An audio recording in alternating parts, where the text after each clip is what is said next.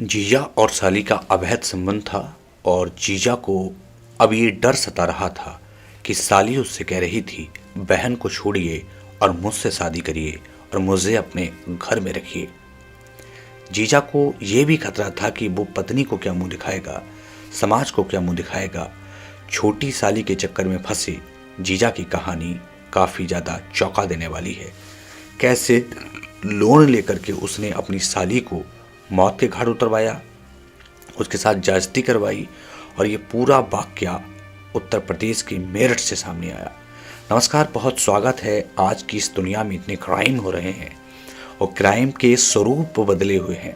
नए नए ढंग से लोग क्राइम कर रहे हैं और लोगों की भावनाओं से खेल रहे हैं। उसके बाद चीज़ें सामने आ रही हैं। एक शादी होती है, शादी होने के बाद एक घर परिवार बसता है और घर परिवार बसने के बाद जीजा आशीष की ज़िंदगी ठीक चल रही थी, लेकिन जीजा आशीष का दिल 21 साल की अपनी साली पर आ गया और साली के साथ उनकी दोस्ती थी, मोहब्बत थी, रिश्ता थी, हंसी मजाक, हंसी ठिठोली, और कब दोस्ती प्यार में बदल गई ना आशीष को पता लगा ना उसकी साली को। हल्के हल्के वो रिश्ता काफ़ी प्रगाढ़ होता चला गया, यहाँ तक कि शारीरिक संबंध बने और अब साली से कंट्रोल नहीं हो पा रहा था। साली बार बार जीजा आशीष से कहती थी कि आप मुझे अपने साथ रखिए, ऐसा आशीष का कहना है जब पूरा मामला खुला। दरअसल इस वाक्य में जाने से पहले आपको समझना होगा जीजा और साली का जो रिश्ता है वो दोस्ती, मोहब्बत, दुलार, प्यार से भरा हुआ है। साली को लोग और परिभाषित रूप में देखते हैं, साली के कई स्वरूप होते हैं। तो जो जीजा आशीष है उसका साली के साथ अफेयर था, साली के साथ उसका घुलना मिलना था, लेकिन अब साली हद से आगे बढ़ चुकी थी क्योंकि प्रेम कहानी काफ़ी आगे बढ़ गई थी। साली पर दबाव था कि वो अब कहाँ जाएगी, वो तो जीजा से मोहब्बत करती है और वो जीजा के साथ ही पूरी ज़िंदगी गुजारना चाहती है। आशीष लगातार उसको टाल रहा था, उसे समझा रहा था कि तुम छोटी बच्ची हो, तुम्हें पढ़ाई पे ध्यान देना चाहिए, तुम्हें अपने जीवन पे ध्यान देना चाहिए, मुझसे अच्छा लड़का तुम्हें मिल जाएगा। लेकिन ये सब चीज़ें तो आशीष को पहले सोचनी चाहिए थी क्योंकि वो पहले भी शादीशुदा था। एक लड़की के जीवन से खेलने का आशीष को ये हक बिल्कुल नहीं था। अब साली लगातार उस पर दबाव बना ही रही थी, अच्छी अच्छी मीठी मीठी बातें आशीष इस बीच करता रहा, लेकिन ये पूरी कहानी लेकर के वो एक दिन अपने दोस्त शुभम के पास पहुंचता है और उससे पहले वो 40,000 रुपये का लोन निकालता है। और पहले उसने खुद भी कोशिश की कि साली को रास्ते से अब हटाना है तो इसके लिए निपटाना होगा, मिटाना होगा और साली का फंदा साफ करना होगा। पहले उसने प्यार से समझाने की बहुत कोशिश की थी, लेकिन कहते हैं ना कि जिस लड़की की अस्मिता से आप खेले हैं वो कैसे मान जाएगी। देव के साथ आप जान रहे हैं जीजा साली के रिश्ते का वो सच जो आपको नहीं पता है। तो ये सब चल ही रहा था। 40,000 रुपये का लोन लिया और अपने दोस्त शिवम को ये जुम्मा दिया कि मुझे इस मुसीबत से बाहर निकालो, इस लड़की का फंदा साफ करना है। अब शिवम खुद तो नहीं करने वाला था, शिवम भी अपने एक दोस्त दीपक के पास जाता है और दीपक को पूरी कहानी बताता है कि ऐसे ऐसे मेरा एक दोस्त है और उसकी साली को ठिकाने लगाना है और उसके बदले में हमारे लिए लगभग 40,000 रुपये मिल जाएंगे। फिर आशीष से मुलाकात होती है, जीजा आशीष से।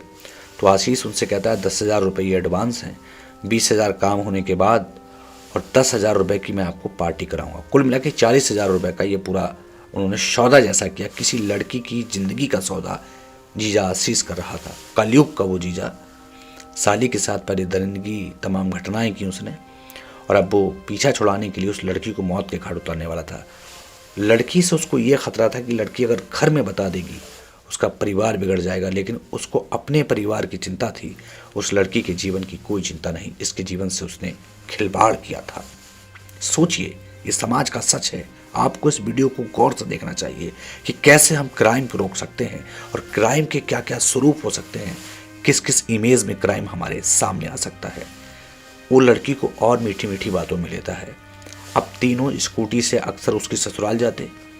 एक दिन मौका पाकर के आशीष उससे कहता है कि चलो घूमने चलते हैं, खाने पीने चलते हैं, मौज मस्ती करने चलते हैं। प्यार में पागल साली को पता नहीं था कि जीजा एक प्लान के साथ इस बार आया है। बेचारी चली जाती है। ये 21 जनवरी के पास की बात है और फिर उसे ले जाकर के इन तीनों ने उसके साथ पहले तो दरिंदगी की दरिंदगी करने के बाद इनके दिमाग में आया कि, क्योंकि इनके दिमाग में पुलिस से बचने का पहले तरीका था, ये पुलिस को चकमा देना चाहते थे, लेकिन ये भूल गए थे कि जितना आप सोचते हैं पुलिस उतना सोच कर छोड़ देती है, और पुलिस से बचना मुश्किल है। खासकर उत्तर प्रदेश की पुलिस जब वो अपने कार्य को अंजाम देती है तो बड़ी से बड़े पत्तों को खोल कर रख देती है। पहले इनके दिमाग में था कि इस सब को नहर में फेंक देते हैं, लेकिन नहर में भी ये बात पता लग जाएगी। फिर उन्होंने एक सुनसान सी जगह चुनी और वहाँ ये अपने साथ पेट्रोल लेकर के गए थे, और पेट्रोल से उस 21 साल की लड़की के शव को जला देते हैं। अब आप सोचिए, इसके बाद ये सब कुछ कर करा के अपना दुष्कर्म और तमाम तरीके की ये गंदी हरकतें चले आते हैं। उस लड़की को मौत की नींद उन्होंने सुला दी और बहुत खुश थे तीनों की अब दुनिया को पता नहीं है और दुनिया को पता लगना भी नहीं था, और ये अपने मकसद में जैसे कामयाब हो गए। लेकिन इधर परिवार चिंतित हुआ कि लड़की हमारी कहाँ गायब हो गई। परिवार ने बाकायदा गुमशुदगी दर्ज कराई, पुलिस ने इसमें अपना काम शुरू किया। देखिए, मैं आपको बताना चाहता हूँ कि चोर जितना सोचता है कानून इतना अपने पास रखता है।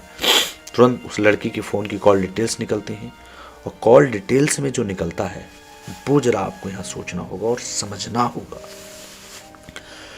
कॉल डिटेल्स में ये आता है कि लड़की जो है वो जीजा आशीष से बहुत बात करती है, और उसी के आधार पर जीजा आशीष को पुलिस पकड़ लेती है। और पुलिस पकड़ने के बाद पहले तो किसी को भरोसा नहीं था कि रखवाला ही भक्षक बन सकता है। जीजा आशीष की कॉल डिटेल्स निकाली गई, उस दिन की भी कॉल डिटेल्स निकाली गई। तो जीजा पहले तो गुमराह करता रहा कि हमने तो इसको यहाँ छोड़ दिया था, हमें इससे क्या मतलब है, हम तो केवल मौज मस्ती घूमने फिरने गए थे, हमने अपनी साली के साथ ऐसा नहीं करना है। कानून का दूसरा स्वरूप भी होता है। पुलिस ने दूसरे तरीके से जब जीजा आशीष को पकड़ा और उससे सवाल किए तो उसने सच्चाई उसके सामने उगल दी। उन्होंने कहा, वो मुझे कई दिनों से परेशान कर रही थी, मुझ पर दबाव बना रही थी, मुझ पर प्रेशर बना रही थी कि मुझे अपने साथ रखिए और मैं अब आपके साथ रहूँगी। फिर उसने 40,000 रुपये का लोन लिया और अपने दोस्तों के साथ मिलकर उस लड़की को मौत के घाट उतारा जो उसके प्यार में पागल थी। क्राइम का ये किस्सा हमको क्या समझा कर के गया, जरा आप सोचिए। किसी पर आंख मीच कर आप भरोसा ना करें। अगर आप मीच कर आप किसी पे भरोसा कर रहे हैं तो ये आपके जीवन की सबसे बड़ी और सबसे कमज़ोर कड़ी साबित हो सकता है, और आपका जीवन बर्बाद हो सकता है। उस भोली भाली 21 साल की लड़की को पता नहीं था जिस जीजा पर उसने भरोसा करके अपना जीवन बर्बाद किया, अपना चरित्र दांव पे लगाया, वही उसकी जान का दुश्मन बनेगा। मेरठ की पुलिस ने तमाम फॉरेक्स जो लैब्स होती हैं, अधजले कपड़े, तमाम चीज़ें उन्होंने इकट्ठी की हैं। कोर्ट में पूरा मामला जाएगा, लेकिन समाज कहाँ पर है? एक बार आप सोचिए। मेरा मकसद सिर्फ खबर सुना देना नहीं है, समाज को बदलना होगा, समाज के सिस्टम को बदलना होगा, गंदी मानसिकता को परिवर्तन करना होगा। कानून तो अपना काम कर रहा है, लेकिन समाज अपना काम कहाँ कर रहा है? समाज जब तक अपनी ओर से चीज़ों को नहीं सुधारेगा, चीज़ों पर कंट्रोल करना मुश्किल सा होता है।